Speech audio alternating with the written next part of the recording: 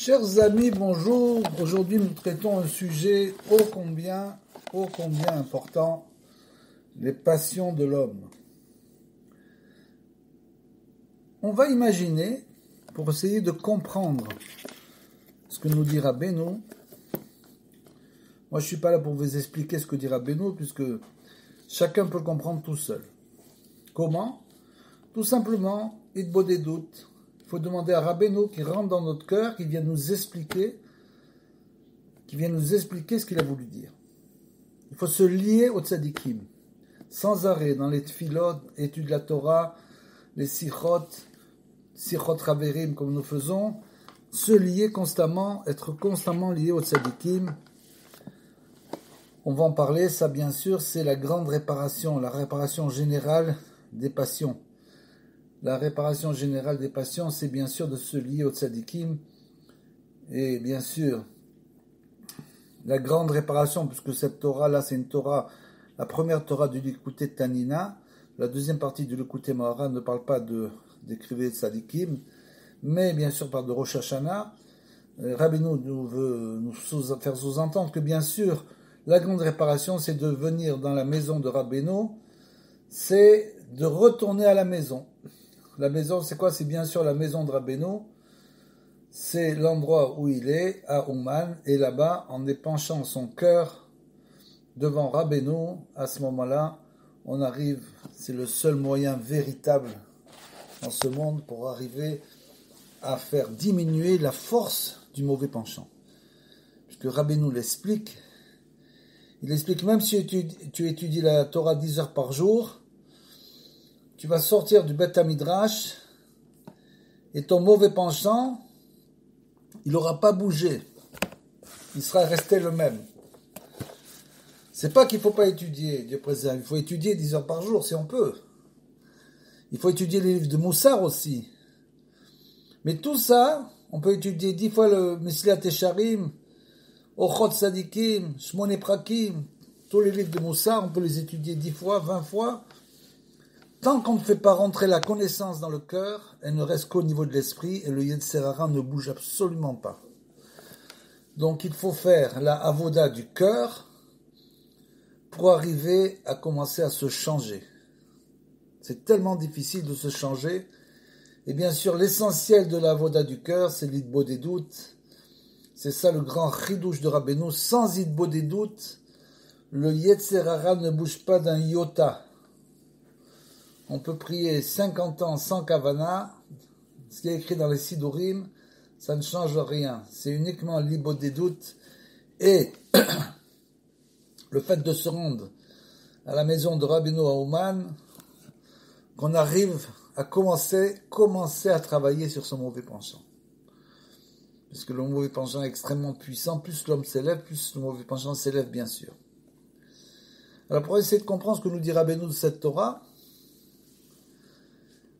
on va tout simplement commencer à imaginer que Hachem, il a créé le monde au début et il a eu une idée de créer le monde avec des anges. Il n'a créé que des anges. Il voulait que le monde soit bon, un monde fait de bonté, où il n'y ait pas de distension, de problèmes, toutes ces histoires qui existent dans le monde, tous ces problèmes entre les gens, toutes ces guerres. Il ne voulait pas de ça, il voulait un monde parfait. Il a créé avec des anges. Donc, tel ange fait telle action, tel ange fait telle action. Et le problème, finalement, c'est que il ne va rien sortir de ce monde. Ce monde-là, il ne va rien en sortir. Alors, il a décidé, on peut imaginer, de créer le monde d'une autre manière. Et il a créé un être extraordinaire qui s'appelle Adam Arishon, qui mesurait 7 mètres de haut, qui voyait du bout du monde à l'autre. Sa peau était faite d'ongles, était totalement brillante, comme la cuirasse de Iron Man. C'était une brillance extraordinaire, un homme supérieur. Et sa femme Chava, la mère de tous les êtres vivants. Mais, bien sûr, il fallait que cet homme-là puisse malgré tout décider toujours entre avoir le libre arbitre, autrement il serait un ange. Donc il a bien été obligé de donner le libre arbitre à l'homme, on pourrait dire presque malheureusement, mais enfin c'est ça notre mérite. Et bien sûr, dès le moment où il a donné le libre arbitre, l'ange du mal est apparu instantanément. Là-bas, dans le Gan Eden, il est rentré, parce qu'on peut se demander d'où il est sorti cet ange-là. D'où est-ce qu'il est venu? C'est raconté dans le Zohar, dans les écrits, qu'il est arrivé sur un chameau, mais d'où est-ce qu'il est venu? Il est venu du libre arbitre. Dès le moment où l'homme a le libre arbitre, le Yetzer Hara, ce qu'on appelle le Yetzer Hara, l'ange de la mort, survient immédiatement. Et on doit tout de suite faire un choix entre le bien et le mal, comme nous dira Beno. Si tu veux le bien, si tu désires le bien, c'est tout est entre tes mains. L'homme fait absolument ce qu'il veut. Il n'est poussé par rien ni personne à choisir ce qu'il choisit.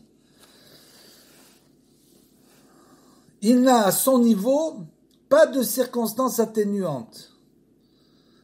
Bien sûr, il peut crier et demander la miséricorde divine. On peut toujours recevoir la miséricorde, mais on est responsable bien sûr de nos actes. Et Zera Rabbeinu, il est très fort là-dessus, il dit que le monde a été créé pour le libre arbitre, pour que l'homme fasse désir ce qu'il fait, c'est ce qu'il a désiré, c'est ce qu'il a choisi. C'est pas évident, bien sûr c'est pas évident, mais c'est comme ça. Donc bien sûr, dès que le libre arbitre a été créé et que l'ange du mal est apparu, la faute est arrivée en même temps, et ce monde extraordinaire que Hachem a voulu créer, ce monde magnifique, merveilleux, un monde d'amour véritable, d'amour divin, bien sûr, ce monde est tombé dans ce qu'il est tombé. Et donc Rabbeinu nous explique là-bas, il nous dit, dans la première Torah du Likutei Tanina, l'homme juif a été créé pour avoir une autorité sur les anges. C'est-à-dire que l'homme juif doit arriver à un niveau tel qu'il domine les anges. Et ceci constitue, nous dit Rabbeinu, la finalité, l'objectif d'Israël, comme l'affirment nos maîtres. Dans le futur, les justes seront situés plus près de Dieu que les anges, en quelque sorte. C'est-à-dire que par leur travail incroyable, les tzadikim arriveront à un niveau plus près de Hachem que les anges. Comme c'est écrit dans Masechet Shabbat, comme il est écrit, on dira à présent à Yaakov et Israël, c'est-à-dire que ce que Dieu a réalisé, on demandera aux anges. Donc il faudra, lorsqu'ils voudront savoir ce que Dieu a réalisé, les anges eux-mêmes, ils devront demander au peuple juif. Donc vous voyez, c'est pas évident d'être juif. C'est une très très grande responsabilité. C'est pas une chose simple du tout d'avoir le pouvoir de dominer les anges, comme on le sait dans la Torah. Tout à fait dans la Torah écrite, parce que Yaakov envoya des anges, Rachid là-bas il dit des anges mamash, c'est-à-dire des vrais anges, il a envoyé des anges. Donc Yaakov Avinu, Akadosh était arrivé au niveau de sainteté jusqu'à la domination des anges. Et ainsi nous dit Rabbeinu, chacun en particulier doit aspirer à parvenir à cette finalité finalement de dominer les anges. Ça nous paraît assez incroyable. Pourquoi? Parce qu'on a le libre arbitre. Donc il est certain que nous avons le choix d'avancer vers la vérité et le bien. On a un choix permanent, on doit faire des choix permanents, de toujours arriver vers la vérité et le bien, constituant donc à établir sa suprématie de l'homme juif sur les anges, seulement, bien sûr. Il faut faire très attention et veiller à avoir la force d'assumer une telle domination. C'est pas évident du tout. Quelqu'un qui veut s'élever au niveau spirituel, bien sûr, doit savoir comment s'élever, de manière à empêcher les anges de le jalouser à cause de sa chute, à Dieu ne plaise. En effet, les anges, nous dit Rabbeinu, sont extrêmement jaloux d'un tel homme, d'un homme qui veut s'élever. Dès le moment où il s'élève trop haut, et on va le voir, on va voir un exemple absolument probant. qui exerce sa domination sur eux, comme nous l'avons déjà vu à travers ce que nos sages ont dit lorsqu'ils évoquent certains grands maîtres que les anges voulaient repousser dans la Masechet Chagiga, là-bas, c'est écrit que des anges voulaient repousser des grands maîtres. Donc pour y parvenir, il y a une technique, effectivement. Celui qui arrive à un très haut niveau, pour y parvenir, il est recommandé de se rattacher aux âmes du peuple juif pour être, grâce à ce lien, préservé des anges. Donc si quelqu'un arrive, les kacher et atzmo im neshamot Israël, s'ils arrivent à se rattacher aux âmes du peuple d'Israël, comme c'est écrit dans le verset, s'accrocher à la face du trône, autrement dit, l'homme doit s'attacher à la source des âmes qui sont gravées sous le trône divin, qui est la mère de toute vie. Donc, ce tzaddik-là, ce grand tzaddik, il doit arriver à ce niveau de s'accrocher au trône divin, là-bas où sont taillées la source des âmes du peuple d'Israël. Et donc, ceci correspond bien sûr aux paroles de nos sages. Lorsque Moshe, c'est toute l'histoire de Moshe quand il est monté au ciel recevoir la Torah, les anges du service divin lui dirent: que vient faire ce mortel, c'est-à-dire ce fils de l'homme parmi nous, cet homme qui a été engendré par un homme, qu'est-ce qu'il vient faire au milieu des anges? Il leur répondit, Moshe Rabbeinu, je suis venu recevoir la Torah. Tu as répandu ta majesté sur les cieux, répondirent les anges. Tu crois comme ça que tu peux venir recevoir la Torah? Et le Saint béni soit-il, il a dit à Moshe, qu'est-ce qu'il lui a dit à Moshe? Une chose assez incroyable. Il a mis en quelque sorte en difficulté pour le faire réfléchir. Il a dit, Moshe, il lui a donné la réponse. Il lui a dit, donne-leur une réponse. Oi. Mais comme Moshe était le plus humble des hommes, bien sûr, puisqu'un homme qui n'atteint pas ce niveau d'humilité est en grand danger quand il s'élève, très grand danger.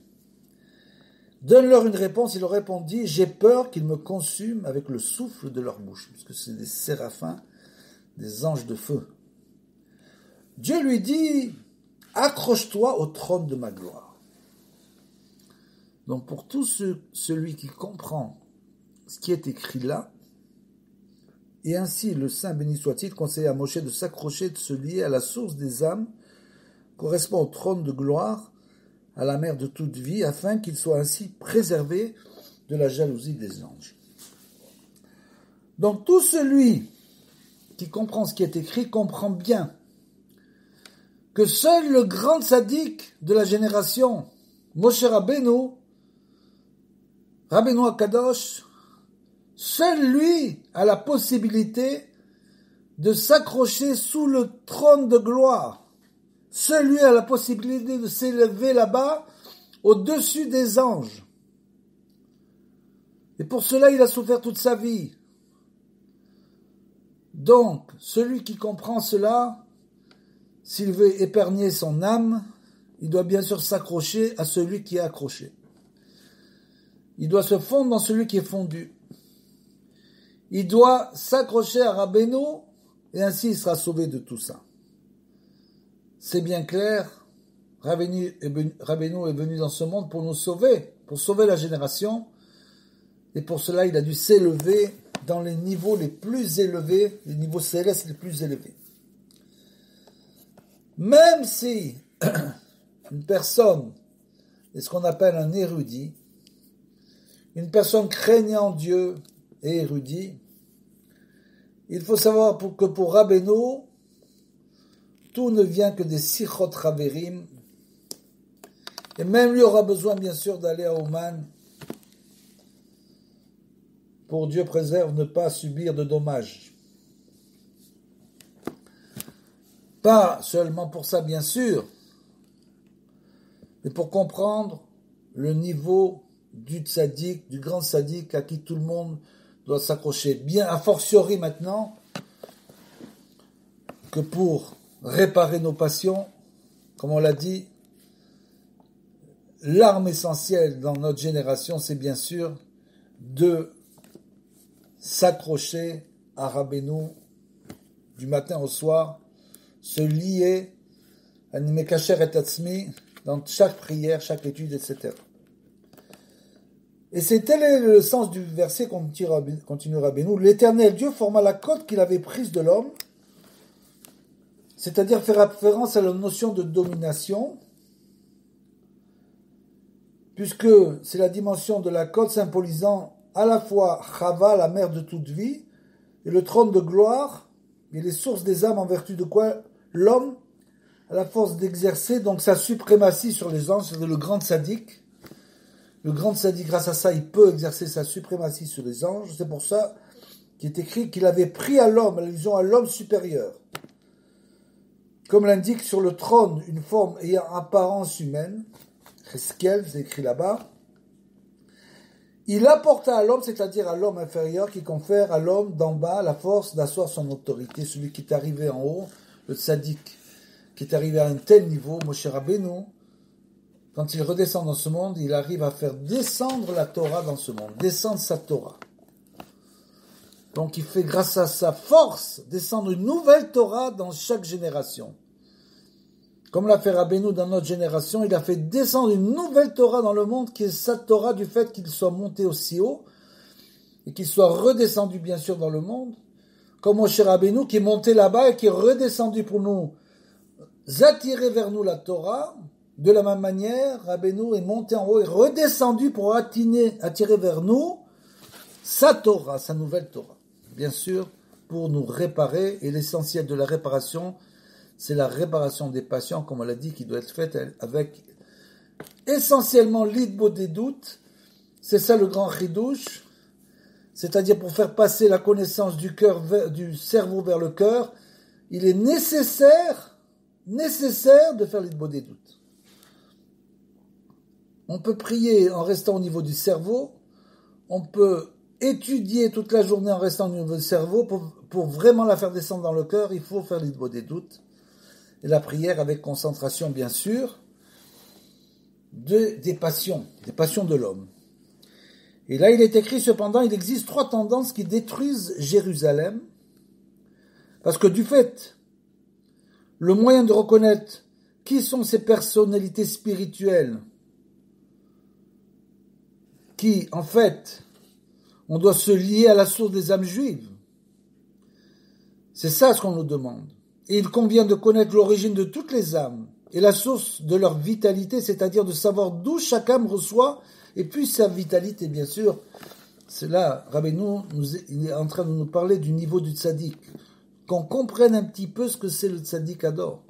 Mais le plus important est de connaître tous les grands dirigeants spirituels de la génération, car si l'homme n'est pas en mesure de connaître et de se lier personnellement à chaque âme en particulier, c'est-à-dire que si le grand tzaddik ador n'est pas à ce niveau-là, qu'il ne connaît pas chaque âme et peut se lier à elle, il doit alors s'attacher à tous les chefs spirituels de la génération, car les âmes sont réparties parmi eux. Donc en effet, chaque grand maître renommé de la génération est en charge d'un certain nombre d'âmes individuelles, c'est-à-dire que le grand tzaddik ador, c'est lui qui connaît toutes les âmes de la génération. Donc quand quelqu'un vient chez lui, il sait exactement comment réparer chacun. Il connaît déjà notre âme avant les réparations. Et donc, tout cela correspond à sa part, et lorsque l'âme s'attache aux dirigeants reconnus, il est par là même attaché aux âmes individuelles du peuple juif. Mais il faut seulement, nous dira Rabbeinu, connaître et savoir qui sont ces maîtres reconnus, ces grands tzadikim, car certains d'entre eux sont certes célèbres, mais de manière fallacieuse et seulement du fait de leur effronterie, nous dira Rabbeinu, que l'on enseigne nos sages de mémoire bénie, l'effronterie est une royauté sans couronne. Et pour connaître qui sont ces personnalités spirituelles, ces grands tzadikim, et reconnaître ceux qui ne le sont pas, qui sont célèbres par leur effronterie, ça passe par la construction de Jérusalem. C'est-à-dire, pour arriver à reconnaître le tzaddik, il faut, malgré tout, descendre un certain niveau d'humilité et de crainte, puisque Jérusalem, Yerushalayim, c'est Ira Shalem, c'est-à-dire la perfection de la crainte. qui dépend du cœur, bien sûr, ça dépend du cœur. Comme la vie de nos maîtres, demeure béni, lorsqu'une chose dépend du cœur, il est écrit dans la Torah, tu craindras, c'est-à-dire que ça vient en rapport avec la crainte. De faire descendre la crainte dans le cœur, parce qu'elle se trouve là-bas dans le cœur. Cependant, il existe 3 tendances qui détruisent Jérusalem, qui détruisent la crainte divine, qui nous empêchent de nous rapprocher des tzadikim, bien sûr, du tzadik de la génération. Autrement dit, le cœur, et qui nuisent à la crainte qui dépend du cœur. Ces 3 choses-là nous écartent complètement de la vérité, et c'est bien sûr l'appétit du gain financier. On est en train de parler des passions. Donc, la plus forte de toutes, c'est bien sûr l'appétit du gain financier, l'appétit de la nourriture, parce que ce sont des appétits, des passions de appétit, c'est-à-dire que l'homme est passionné, il veut absolument manger, il veut manger et manger encore. Il est venu dans ce monde que pour manger. Alors qu'on le sait, dans la génération de Rabbeinu, il y avait énormément de tzadikim qui jeûnaient toute la semaine. Mais c'était pas une avoda pour eux, c'est ça qu'il faut comprendre, c'est que pour eux, c'était pas une avoda, c'était une chose naturelle. Ils n'avaient tout simplement pas d'appétit. Ils n'avaient pas de passion. Donc pour eux, c'était une chose naturelle que de ne pas manger ou de manger très peu. Bien sûr, quand on voit, nous, dans la génération où est-ce qu'on est arrivé, il faut simplement jamais désespérer. Il faut être toujours joyeux, toujours heureux, chercher que les points positifs en nous, dans les autres, etc. Mais malgré tout, il faut comprendre notre niveau. Dès le moment où on comprend notre niveau, alors, comme on peut dire, ça met un coup à nos passions. Donc, la première, c'est bien sûr le désir de l'argent. La deuxième, c'est le désir de la nourriture. Et le troisième, c'est le désir des femmes. Ça, ce sont les 3 passions essentielles de ce monde, desquelles il faut s'écarter le plus possible, bien sûr. Car ces 3 désirs se situent dans le cœur, et c'est la raison pour laquelle ils dégradent la crainte du cœur. Dès le moment où un homme a ces 3 désirs, ces désirs qui vont être, bien sûr, trop amplifiés, alors à ce moment-là, il n'aura plus de crainte dans le cœur, il ne verra plus le tzaddik de la génération, il ne comprendra pas ce qu'il voudra dire, et petit à petit, il s'éloignera de sa Torah. La source de l'argent se trouve dans le cœur. Comme il est écrit, c'est la bénédiction de l'Éternel qui enrichit, et le fait de s'en soucier n'y ajoutera rien à cette bénédiction. C'est-à-dire que, ça veut dire quoi, la bénédiction de l'Éternel qui enrichit?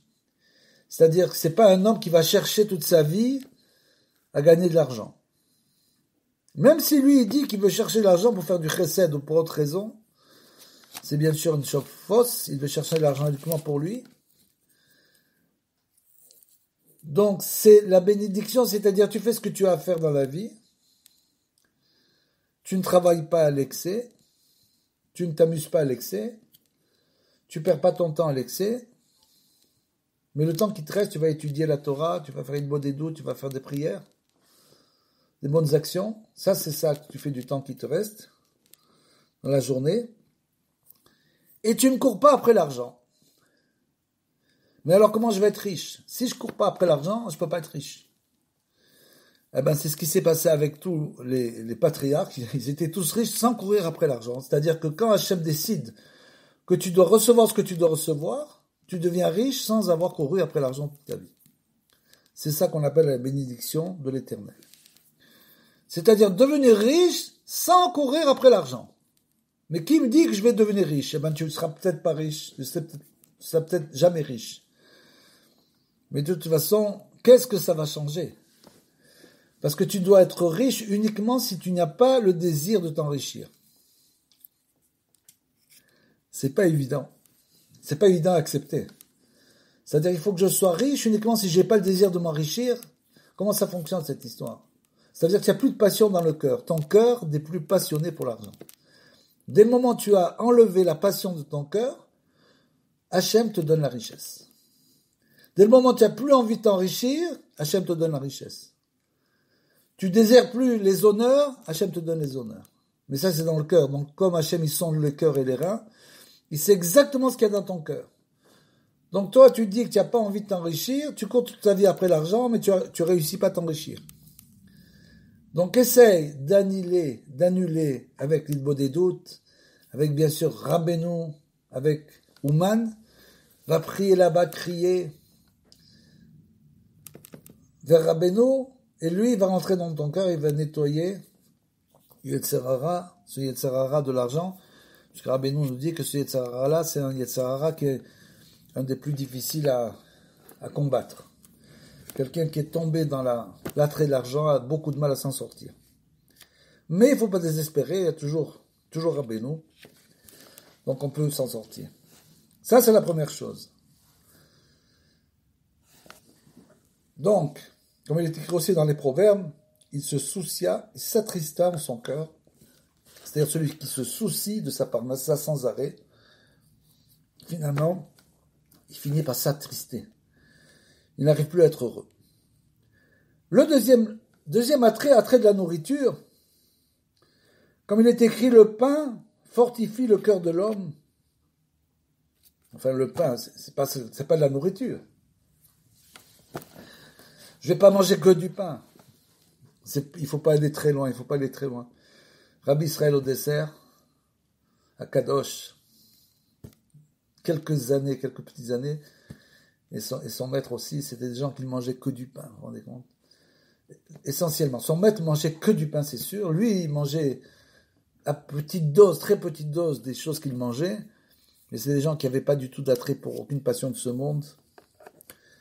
Et donc, dans les générations précédentes, des tzadikim, des chassidim qui mangeaient du pain, il y en avait beaucoup. Uniquement du pain. Pourquoi? Une fois de plus, comme dans l'histoire du sage et du simple, le sage prend du pain et dit que cette viande est bonne. C'est-à-dire que finalement, on décide ce qu'on veut manger. C'est pas qu'il faisait un travail terrible, il se privait du matin au soir pour manger que du pain. Pas du tout. C'était simplement qu'ils avaient décidé d'être contents de ce qu'ils avaient. Ils ne voulaient pas tomber dans les passions de ce monde. Donc ces gens-là ont fait un travail profond, extraordinaire, qui les a amenés finalement qui les a amenés à manger du pain. Enfin, l'appétit, le désir des femmes, se situe également dans le cœur, car ce désir est principalement généré par la chaleur produite par le sang, se trouvant dans la cavité du cœur. C'est donc parce que ces trois tendances se situent dans le cœur qu'elles estompent la crainte présente dans le cœur correspondant à Jérusalem.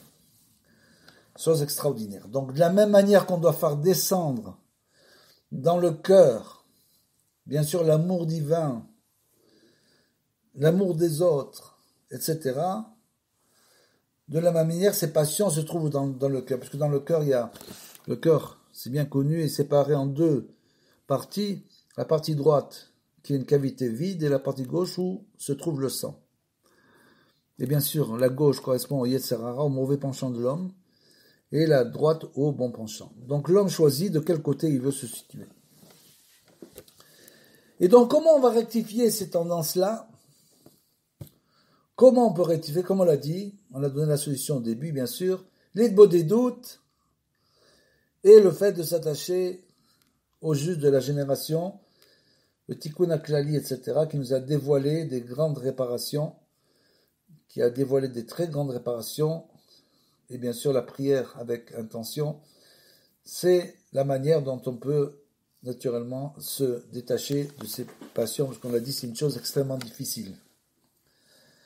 Et la rectification de ces trois tendances s'effectue grâce aussi à la connaissance qui convient de faire pénétrer dans le cœur. Parce que comme on l'a dit, si on ne fait pas pénétrer, grâce à la prière et l'Ilbo des doutes, cette connaissance que nous apprenons à l'intérieur du cœur, à ce moment-là, elle reste au niveau de l'intellect, et dès ce moment-là, l'homme ne change absolument pas son penchant, son mauvais penchant. Donc la prière avec Kavana et l'Ilbo des doutes a une force terrible. Comme l'indique le verset, tu sauras en ce jour, et tu le ramèneras à ton cœur. Car il faut faire descendre la connaissance jusqu'au cœur, et c'est ainsi que les trois tendances seront rectifiées. Dès le moment où on fait descendre cette connaissance à l'intérieur du cœur, à ce moment-là, on peut, bien sûr, Rabbeinu nous aide énormément. C'est exactement ce qui se passe quand on va au Man. Quand on va au Man, on a d'un coup un sentiment de joie intense. Pourquoi? Parce que d'un coup, Rabbeinu fait descendre notre connaissance à l'intérieur de notre cœur. C'est-à-dire que d'un coup, on se sent une autre personne, et on est une autre personne, puisque le mauvais penchant est à ce moment-là éliminé. Et un amour immense rentre dans le cœur. Et bien sûr, quand on revient chez nous, eh ben, petit à petit, comme on pourrait dire, les choses se dégradent naturellement. Pendant l'année, donc, il faut faire beaucoup de sortes de prières et de des doutes pour essayer de rester à ce niveau, si on peut. Et tout ça est en rapport avec, nous donne une petite allusion, Rabbeinu, les fêtes, les 3 fêtes. Ces 3 tendances, les mauvaises tendances de l'homme, les 3 passions de l'homme peuvent être guéries de l'homme juif, bien sûr, peuvent être guéries avec les 3 fêtes. Il s'agit des 3 fêtes car chaque année, chaque fête représente le renouvellement de l'intellect au cours de laquelle l'homme reçoit un nouvel intellect afin de corriger ces 3 tendances. Autrement dit, à chacune des 3 fêtes, l'une des 3 tendances est rectifiée. Et c'est précisément pourquoi nous devons nous montrer très vigilants quant au respect bien sûr des jours de fête, et accueillir les fêtes comme il se doit, car grâce au commandement des 3 fêtes, nous parvenons à rectifier les 3 tendances. Comme il est écrit qu'à Pessah, il est écrit l'appétit de l'argent est corrigé. Pourquoi? Parce qu'il est écrit là-bas, l'Éternel fit en sorte que le peuple trouve grâce aux yeux de l'Égypte qui lui prêtèrent. Donc c'est de là-bas on parle d'argent. Et il est écrit là-bas dans la Masechet Brachot, contre leur gré, ils ne voulaient pas recevoir l'argent des Égyptiens. Donc ils ne voulaient pas de leur argent. Pourquoi? Parce qu'ils avaient déjà fait un travail sur la source de l'argent, bien sûr, sur cette première, l'appétit de l'argent.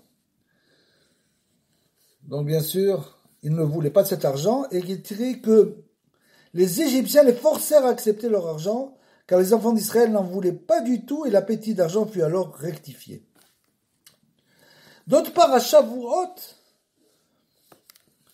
l'attrait des femmes a été rectifié, comme il est écrit, le sang se décompose, l'attrait sexuel, c'est-à-dire que ça peut être aussi de mal utiliser son brite, de ne pas l'utiliser dans la Kedusha, même avec sa femme. D'autre part, à Shavuot, il est écrit, le sang se décompose et se transforme en lait, comme on le sait. Et enfin, à Sukkot, l'envie de manger, exagérée, cette envie, attrait de la nourriture, est rectifiée car le fête de Sukkot est appelé la fête de la récolte, car elle rassemble plusieurs sortes d'aliments, ce qui représente la rectification de la gloutonnerie, le fait de trop manger, bien sûr. On doit tous être au régime, c'est bon pour la santé aussi, et c'est bon pour les midotes, pour les traits de caractère, bien sûr, de se réfréner de manger trop, bien naturellement. Parce que si tu manges trop, tu vas vouloir trop d'argent et trop de femmes. Ça va ensemble. Qui représente la rectification de la gloutonnerie, car celui qui possède du pain dans son panier n'est pas comparable à celui qui n'en a pas. Dans ces Yoma. Tel est le sens. Il nous dit aussi Rabbeinu, il fait dirad pour nous dire que c'est le nom aussi. Tout cela, c'est en rapport avec le nom de Hachem, bien sûr. Et donc, grâce à la construction de Jérusalem, c'est-à-dire à la rectification de la crainte du cœur, un ange est créé et prodigue la prophétie à l'intérieur des réceptacles de la prophétie, c'est-à-dire que on arrive à un niveau personnel, en quelque sorte, de prophétie, et cette prophétie, en quelque sorte, celui qui rectifie ses traits de caractère, ses passions, en quelque sorte, reçoit une sorte de prophétie, et ainsi, par l'influence de cette prophétie qu'il va recevoir, puisqu'il nous dit que Rabbeinu, que la prophétie descend dans le monde, mais on n'a plus de prophète.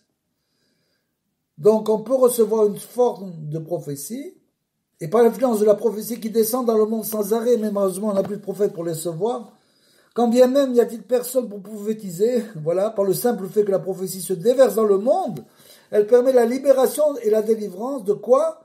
De la prière. Comme on l'a dit, la prière, c'est donc aussi, il faut bien comprendre que la prière, c'est la clé. La prière et les des doutes, et bien sûr, la Torah de Rabbeinu, c'est la clé de la lutte contre le mauvais penchant. En effet, la prière est particulièrement élevée, mais les êtres humains la prennent à la légère, dit Rabbeinu. Bien sûr, on a des livres.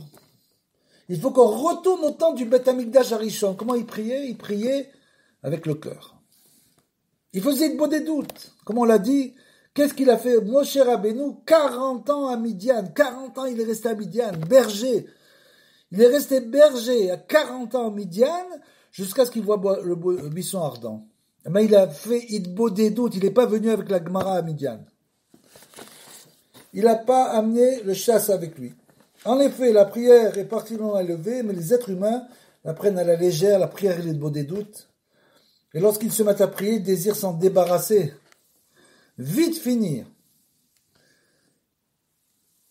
Comme j'avais vu des gens qui priaient, justement à Ouman, c'était une prière qui devait être faite au net, pas à Rosh Hashanah, mais une prière pendant la semaine, devait être faite au net. Et d'un coup, ils se mettent à danser, chanter toute la prière. Et je me dis, c'est bizarre, mais on approche du net. On approche du net, ils sont encore loin. Donc après la prière, je vais à quelqu'un, je lui dis, mais pourquoi vous n'avez pas du tout prié au net? Et il me répond, nous, on sert Hachem, on ne sert pas la montre. Lo ovdim et sharon. Ils ont raison. Il faut prendre son temps pour prier avec Kavana. Il ne faut pas être pressé. Celui qui est pressé, il ne peut pas prier avec Kavana. Donc il faut prendre du temps.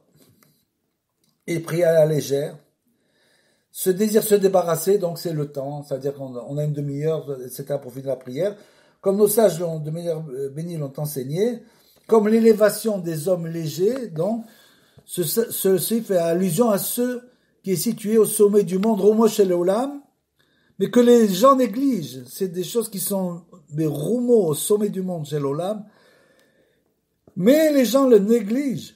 Mezal Zelim, comme c'est écrit dans la Masechet Brachot, et c'est la prière.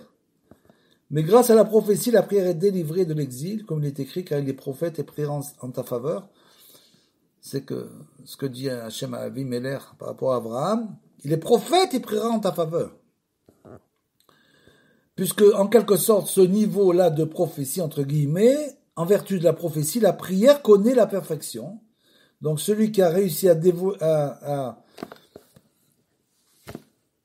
vider son cœur de toutes les mauvaises passions, il reçoit en quelque sorte cette prophétie, d'un coup, il pourra ouvrir la bouche pour commencer à faire l'idbo des doutes. Autrement, il sera complètement muet devant l'idbo des doutes, le cœur étant obstrué par les passions et ne pourra pas s'élever vers Hachem.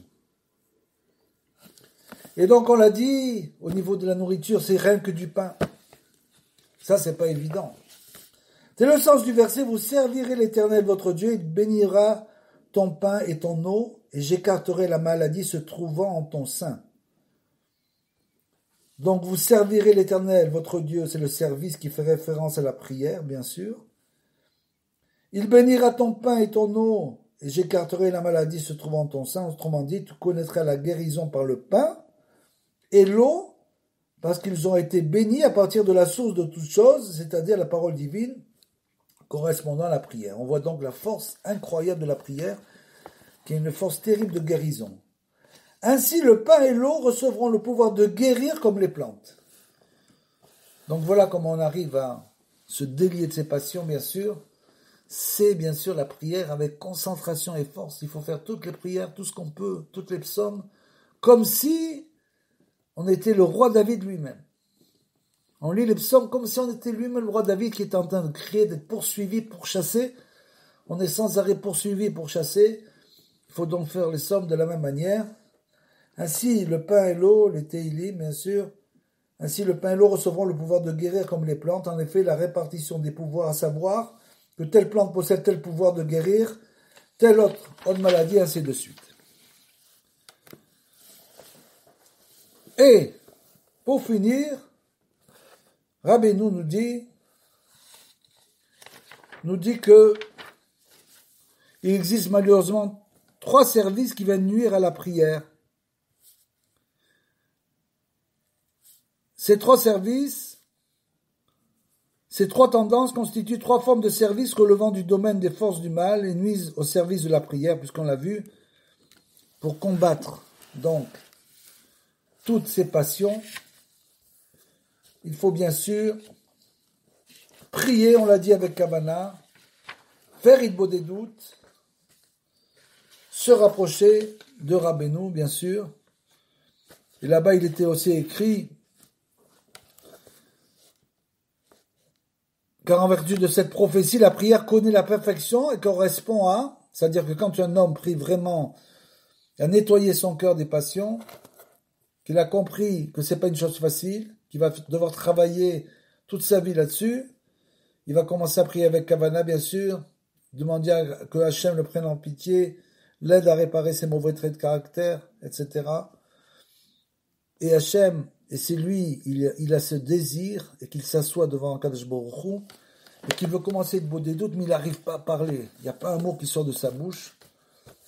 Et bien là-bas, dans Isaïe, il y a un verset qui dit « Boré niv sfatayim ». Ça, c'est une chose incroyable que nous dit Rabbeinu, il le commande dans le Istaprut HaNefesh, qui crée la parole des lèvres. C'est-à-dire que Hachem, c'est lui qui crée la parole, tu dirais la parole, c'est tout, il a créé la parole. Des lèvres, c'est quoi des lèvres? C'est-à-dire que c'est lui qui va faire bouger tes lèvres. C'est-à-dire que toi, tu t'assois en niveau des doutes, tu n'arrives pas à dire un mot, et lui, il va faire bouger tes lèvres. Donc tu vas commencer à parler les paroles que Hachem met dans ta bouche, parce qu'il veut que tu entendes ces paroles-là. C'est pas pour lui. Lui, il n'a pas besoin de tes paroles. C'est pour nous. Il va faire bouger nos lèvres pour qu'on entende nous-mêmes ce qu'on est en train de dire et qu'on commence à réaliser ce qu'on doit faire. Boreniv Sfataim, qui crée la parole des lèvres. Donc pour finir, les 3 tendances, il y a 3 tendances qui sont opposées à ça. Ces 3 formes relevant du domaine des forces du mal et nuisent au service de la prière. Parce qu'en fait, pour nous sauver, c'est ce qu'on a dit, donc il faut essayer toujours d'utiliser la prière. Et ce qui bloque notre prière, c'est premièrement le mépris des autres personnes. Comme par exemple, ça s'est passé avec les frères de Yosef qui le méprisèrent et n'ont pas cru qu'il deviendrait roi. À cause de cela, ils tombèrent en esclavage. Ils lui ont dit, nous sommes prêts à devenir tes esclaves. Incroyable. L'idolâtrie bien sûr, dans notre génération, c'est pas que l'idolâtrie, il n'y a pas d'idolâtrie véritable. L'idolâtrie, c'est bien sûr les gens qui idolâtrent l'argent, les dieux d'or, d'argent et d'or, comme c'est écrit, qui idolâtrent ces passions, la passion des femmes et la passion de la nourriture, puisque là-bas, on est sorti d'une maison d'esclaves qui était la terre de l'idolâtrie. Donc l'idolâtrie, c'est essentiellement l'idolâtrie aujourd'hui de la passion de l'argent, bien sûr. Et finalement, la préservation de l'alliance de pureté. Celui qui porte atteinte est également considéré comme un esclave. C'est-à-dire que tout ça, ça va rendre l'homme esclave. Donc il faut qu'il se délie des passions de ce monde, qu'il ne cherche pas toute la journée comment devenir riche, comment assouvir ses appétits sexuels, comment assouvir son appétit de la nourriture et comment on peut faire ça. Tout simplement, on peut guérir tout, se guérir avec tout. Il faut savoir qu'on peut se guérir avec tout, y compris avec du pain et de l'eau, comme c'est écrit dans le verset que nous avons commenté. En effet, lorsqu'une personne se garde de pratiquer ces 3 services du mal, en conséquence, atteint le service de la prière, finalement va arriver à prier, à se sortir, se délivrer, se délivrer de ses passions, d'aller sur les tombes des tzadikim, toutes les tombes des tzadikim, même en Israël, etc., c'est d'un très grand niveau d'aller sur le caveau des patriarches, c'est d'un très très grand niveau, bien sûr, et ça peut avoir une influence extrêmement positive d'aller chez Rachel Imanu, sans arrêt d'aller prier sur la tombe des tzadikim, c'est une chose très très grande qu'on oublie très souvent et qui est une grande ségoula, une très très grande ségoula. On ne parle pas d'aller chez le Rabbeinu, bien sûr, mais même la tombe des grands tzadikim, des patriarches, etc., c'est une très très grande ségoula, il faut y aller très souvent. Très souvent, dès le moment où on sent que on change de niveau, bien sûr, il faut aller prier. C'est le seul moyen de s'en sortir. Il n'y a pas d'autre moyen, la prière des Bodhidoutes, la Torah de Rabbeinu, la tombe des tzadikim, etc. Tout ça, c'est des choses qu'il faut absolument continuer. Donc, on peut se guérir avec tout, finalement, c'est l'homme qui comprend ça. Comprend que finalement, il n'a pas besoin de tout ça. Il n'en a pas besoin. Ce qu'on appelle les motarotes, les choses superflues. Il n'a pas besoin de toutes ces choses superflues dans le monde, tous ces objets qu'il achète, qu'il accumule dans son esprit. Il accumule ces objets dans son esprit, c'est-à-dire qu'il s'imagine toujours quand je serai riche et quand je serai riche. Donc il accumule, son esprit est complètement obturé par ses pensées.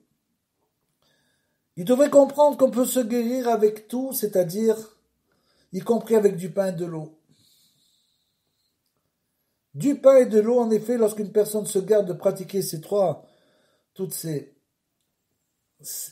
mauvaises vertus, ces désirs outranciers, en conséquence, atteint le service de la prière, il peut finalement commencer à ouvrir la bouche et il peut ainsi trouver la guérison grâce à n'importe quelle chose de ce monde.